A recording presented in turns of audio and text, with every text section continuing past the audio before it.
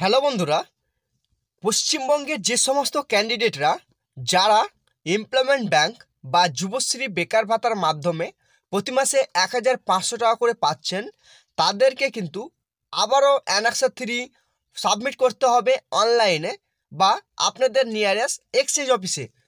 তো আপনারা যারা প্রতি মাসে 1,500 টাকা করে পাচ্ছেন, আপনারা কিভাবে অ্যানেক্সার 3 ফর্মটি সাবমিট করবেন, আজকে এই ভিডিওটিতে আপনাদেরকে আমি স্টেপ বাই স্টেপ দেখিয়ে দিব। তাই ভিডিওটি স্কিপ না করে সবাই শুরু থেকে শেষ পর্যন্ত দেখবেন।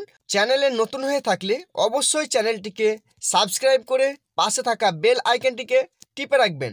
সবার আগে আপনারা এমপ্লয়মেন্ট ব্যাংকের ওয়েবসাইটে চলে আসবেন। এছাড়া কিন্তু আমি এই ভিডিওটি ডিসক্রিপশনে এই লিঙ্কটি দিয়ে দিয়েছি, আপনারা লিঙ্কে ক্লিক করে সরাসরি এই ওয়েবসাইটে আসতে পারবেন। ওয়েবসাইটে আসার পর জাস্ট আপনারা একটু স্ক্রল করবেন। স্ক্রল করার পর আপনারা এখানে একটি অপশন দেখতে পাচ্ছেন যে বিশেষ বিজ্ঞপ্তি বলে।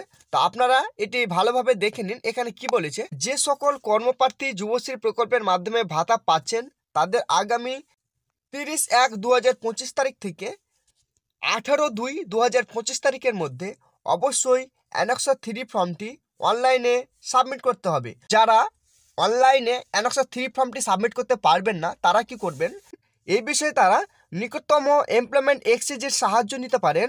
এবং এখানে এই পরিষেবা তথ্যমিত্র কেন্দ্র ও বাংলা সহায়তা কেন্দ্র থেকেও পাওয়া যাবে। অর্থাৎ আপনারা যদি নিজে থেকে এই ফর্মটি জমা দিতে না পারেন, তো অবশ্যই আপনারা বাংলা সহায়তা কেন্দ্র এবং তথ্যমিত্র কেন্দ্রের সাহায্য নিতে পারেন। আপনাদের কিন্তু এই কাজটি তারা করে দেবেন। তো এখানে বিশেষ বিজ্ঞপ্তিতে এটি ছিল। এখানে কিন্তু ইংরেজিতেও এখানে লিখে দিয়েছে, যারা ইংরেজিতে পড়বেন বা নোটিশটি দেখতে চান আপনারা ইংরেজিতে দেখে নেবেন। তো অ্যানেক্সার 3 ফর্মটা আপনারা কিভাবে জমা করবেন, তো এখানে দেখতে পাচ্ছেন যে সাবমিট অ্যানেক্সার 3 এই লেখাটি কিন্তু এখানে ব্লিঙ্ক করছে। জাস্ট আপনারা এখানে ক্লিক করে নেবেন।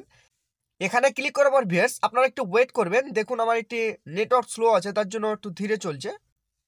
তো আপনারা দেখতে পাচ্ছেন আমার কিন্তু পরের পেজটি শো হয়ে গেছে। তো আপনারা কিন্তু এখানে দেখতে পাচ্ছেন আপনাদের যে আপডেট অ্যানেক্সার 3 এখানে আপনাদের লেখা থাকবে। তারপর জব সিকার লগ ইন, অর্থাৎ আপনাদেরকে কিভাবে লগ ইন করতে হবে আপনাদেরকে বলে দিচ্ছি। দেখুন আপনারা যখন এমপ্লয়মেন্ট ব্যাংকে যখন আবেদন করেছিলেন, তখন আপনাদের যে ইউজার আইডি অর্থাৎ ইবি নাম্বার বলে যে সংখ্যাগুলো আছে এখানে বসিয়ে দেবেন। তারপরে পাসওয়ার্ড আপনাদের এখানে বসিয়ে দেবেন।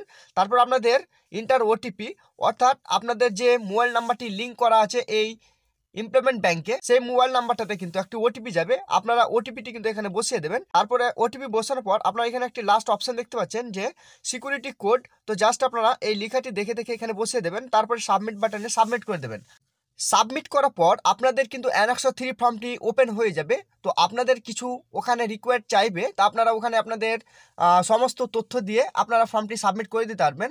তো আপনাদেরকে আমি দেখাতে পারছি না, যেহেতু আমি এই যুবশ্রী বা এমপ্লয়মেন্ট ব্যাংকের তরফ থেকে কোনো টাকা পাই না।